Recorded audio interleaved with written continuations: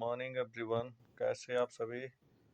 तो आप सभी ठीक, आई होप कि बहुत अच्छे होंगे। विंटर वेकेशन ख़त्म हो रहा है तो अब जो है ना एग्ज़ाम की डेट शीट आ चुकी है। होम एग्ज़ाम की बोर्ड की पहले आ चुकी थी, तो अब रिवीजन का टाइम आ गया। तो मैं अब शॉर्ट नोट आपको प्रोवाइड कर रहा हूँ हर चैप्टर का धीरे धीरे। ठीक है, तो आप लोग जो है वीडियो को जो है ना अंत तक देखें, और साथ ही साथ जो लोग चैनल पर पहली बार हैं वो सब्सक्राइब ज़रूर करें। ठीक है, और वीडियो को ज़्यादा से ज़्यादा लोगों में लाइक करें, शेयर करें। ठीक है, तो देखते हैं। जो ना आधुनिक रास्ते यानी हिस्ट्री का एक 11th क्लास की हिस्ट्री का एक बहुत ही इंपॉर्टेंट चैप्टर। ठीक है, पुरानी बुक के हिसाब से 11th चैप्टर आधुनिकरण के रास्ते। चीन के सबसे पहला इसमें आ जाता है चीन का, राइट। तो चीन का जो है, और चीन एक विशालकाय द्वीप है। इसमें कई तरह की जलवायु वाले क्षेत्र सम्मिलित हैं। चीन में साम्यवादी सरकार की स्थापना हुई थी। Communist party, people's republic of China कहा जाता है उसे। ठीक है, और चीन हमारे देश के बाद 2 साल बाद आज़ाद हुआ था। 1949 में, हमारा 47 में आज़ाद हुआ था। ठीक है, अब इसके बाद बात करते हैं छोड़ो जापान का। चीन के विपरीत जापान एक द्वीप श्रृंखला है जिसमें 4 बड़े द्वीप हैं। ये एक नंबर में आपका जो ना इम्पोर्टेंट है, और नोट कर लीजिए, आ रहा है पेपर में।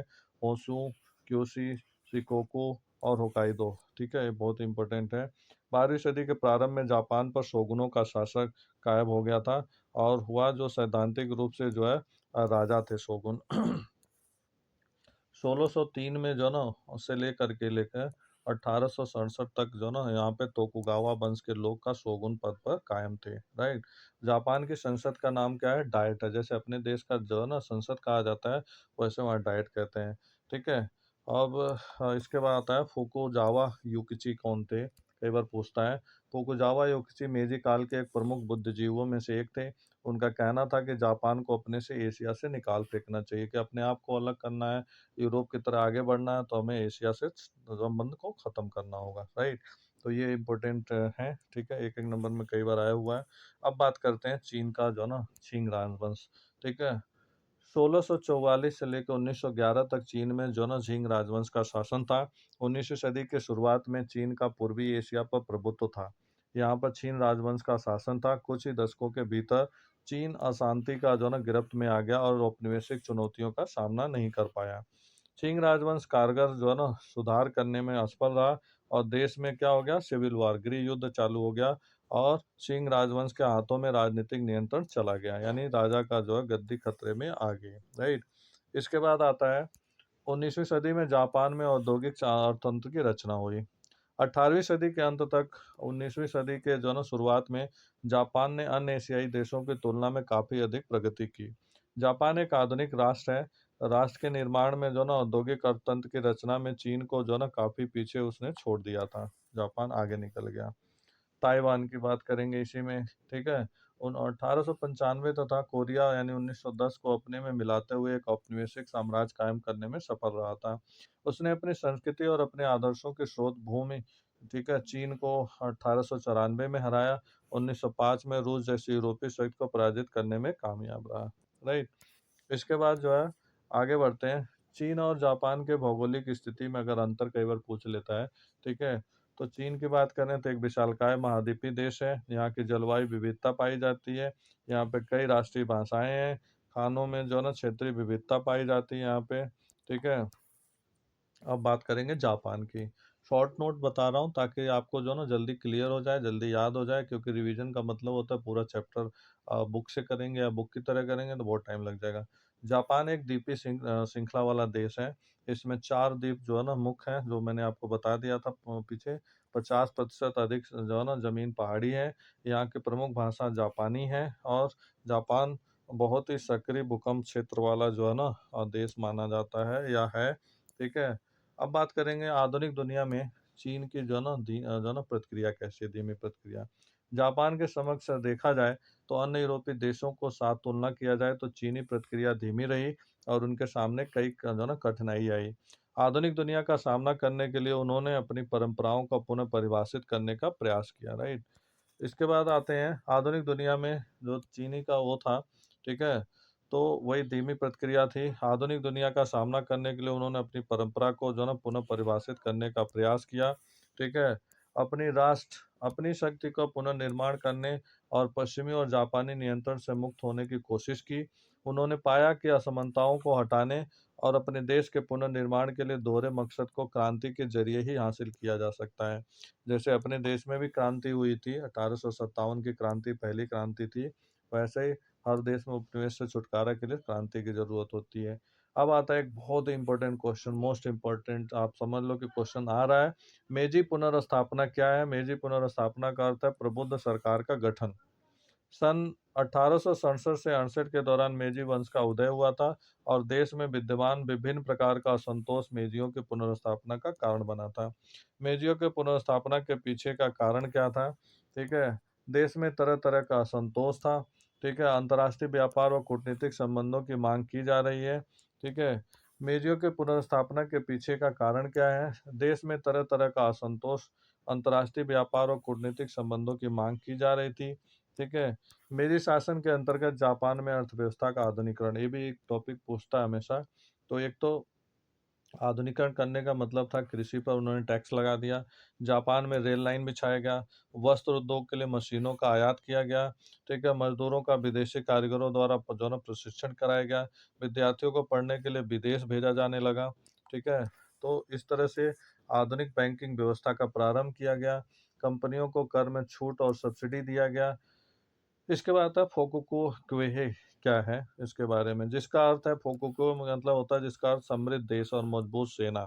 यानी जापान को अगर दिया जाए, कहा जाए फोकुको क्वेहे, तो इसका मतलब है कि जापान एक समृद्ध देश है और मजबूत सेना भी थी उस टाइम में। जापान में मेजियों का जो है ना, मेजियों द्वारा शिक्षा व्यवस्था, विद्यालय व्यवस्था में बदलाव किया गया। लड़के और लड़कियों के लिए स्कूल जाना कंपलसरी कर दिया गया। पढ़ाई की फीस बहुत कम कर दी गई ताकि सभी लोगों तक पढ़ाई को या शिक्षा को पहुंचाया जा सके। ठीक है, और आधुनिक विचारों पर जोर देना, राज्य के प्रति निष्ठा और जापानी इतिहास का अध्ययन पर बल दिया गया। साथ ही साथ किताबों के चयन और शिक्षकों के प्रशिक्षण नियंत्रण पर जो है ना मतलब काफी कंट्रोल किया गया।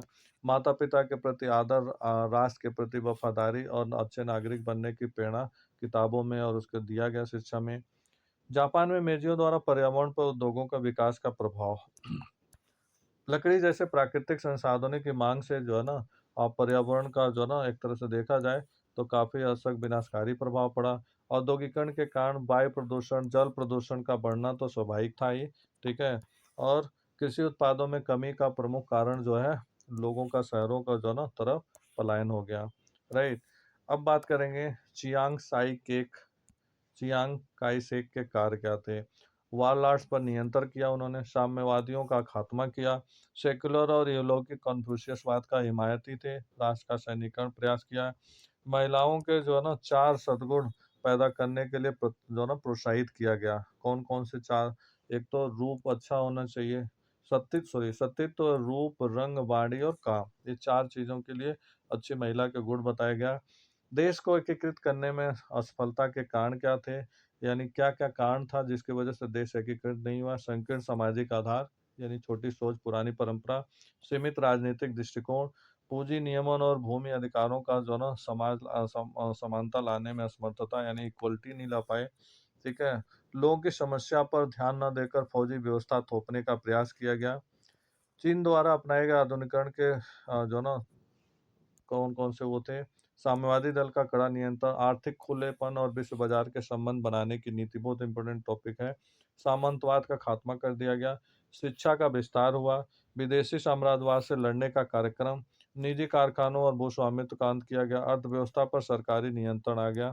राइट, तेजी से औद्योगिकरण हुआ।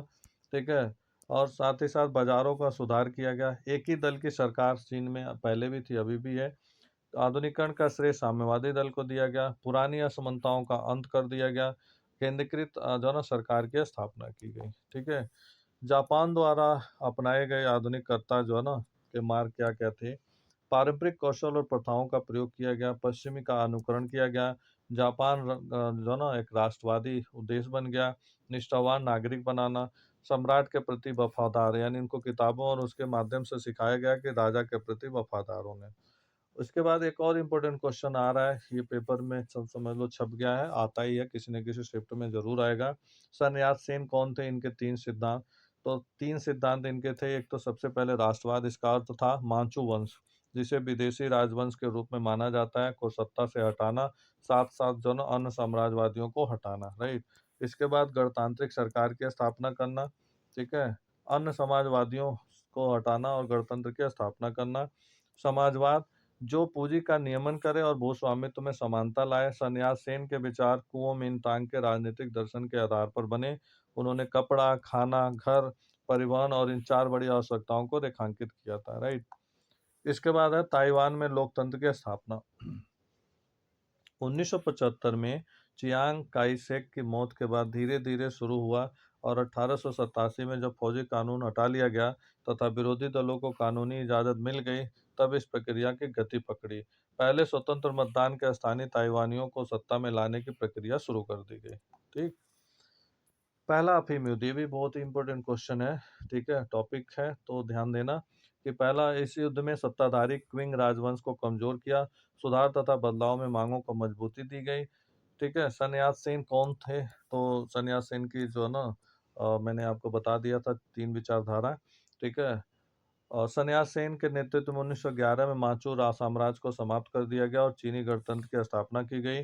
वे आधुनिक चीन के संस्थापक माने जाते हैं, मॉडर्न चीन के संस्थापक कहे जाते हैं। वे एक गरीब परिवार से थे और उन्होंने मिशन स्कूलों से शिक्षा प्राप्त की, जहां पर उनको जो ना परिचय लोकतंत्र ईसाई धर्म से हुआ। सॉरी। उन्होंने डॉक्टरी की पढ़ाई की, परंतु वे चीन के भविष्य को लेकर चिंतित थे। उनका कार्यक्रम 3 सिद्धांत सन मिन चुई के नाम से प्रसिद्ध है। ठीक है। तो ये भी बहुत बार पूछ चुका है पेपर में। चीनी बहसों में 3 समूहों का जो ना बहुत ही इम्पोर्टेंट है। एक कांग योगेल का था या लियांग किचाओ, 1900 जो ना 29 तक था। गणतंत्र के दूसरे राष्ट्राध्यक्ष सन यात सेन थे।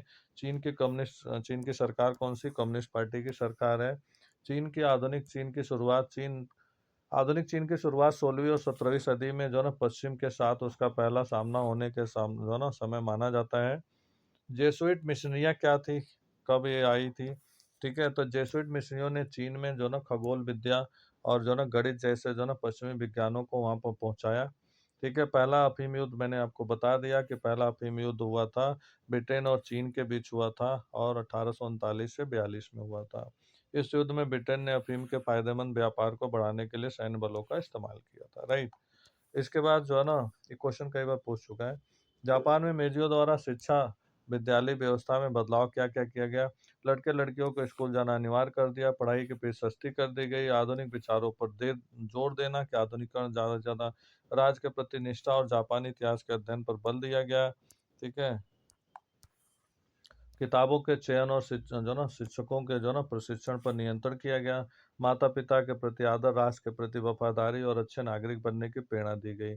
जापान में मेजियों द्वारा पर्यावरण उद्योगों के विकास का प्रभाव क्या पड़ा? ठीक है। तो लकड़ी जैसे प्राकृतिक संसाधनों के मांग से, ठीक है, पर्यावरण पर विनाशकारी प्रभाव पड़ा। औद्योगिकरण के कारण वायु प्रदूषण, जल प्रदूषण का बहुत ज्यादा वृद्धि हुआ। कृषि उत्पादों में कमी का जो ना प्रमुख कारण लोगों को शहरों की तरफ पलायन करना पड़ा। ठीक है। तो ये आपका जो है ना बहुत ही इम्पोर्टेंट टॉपिक और चैप्टर जो जो मेन थे इस चैप्टर के, मैंने आपको बता दिया। ठीक है। और ये बहुत ही इम्पोर्टेंट है, मिड टर्म के लिए तो नहीं, लेकिन फाइनल टर्म में ये एक चैप्टर जो है ना बहुत ही इम्पोर्टेंट है। और हमेशा इसमें से पीवाईक्यू उठा के देखोगे तो हमेशा से इसमें पेपर में आया हुआ है। आई होप कि इसको जो है ना आप लोगों ने अगर ध्यान से सुना होगा, वीडियो में अंत तक बने रहोगे तो ज़रूर क्लियर हो जाएगा। अगर नहीं होगा, थोड़ा बहुत क्लियर रह जाएगा, तो आप इसको 1-2 बार सुनोगे या तो इसको नोट डाउन कर लोगे तो क्लियर हो जाएगा। रिवीजन के लिए इतना काफ़ी होता है। तो चैप्टर का नाम था आधुनिकीकरण के रास्ते। ठीक है। और इसमें चीन, जापान का सबसे प्रमुख जो है ना मेन 2 चीज़ें हैं। सन्यास सेन कौन थे, फुकुजावा कौन थे, ठीक है, और बहुत सारी चीज़ें जो ना इंटरेस्टिंग है। तो thank you so much video को अंत तक देखने के लिए। और अगर आप चैनल पर पहली बार हैं तो इसको सब्सक्राइब जरूर करिए, वीडियो को ज़्यादा से ज़्यादा लोगों को शेयर करिए, लाइक करिए। ठीक है। Thank you so much. All the best to all of you for the coming exam. Have a nice day.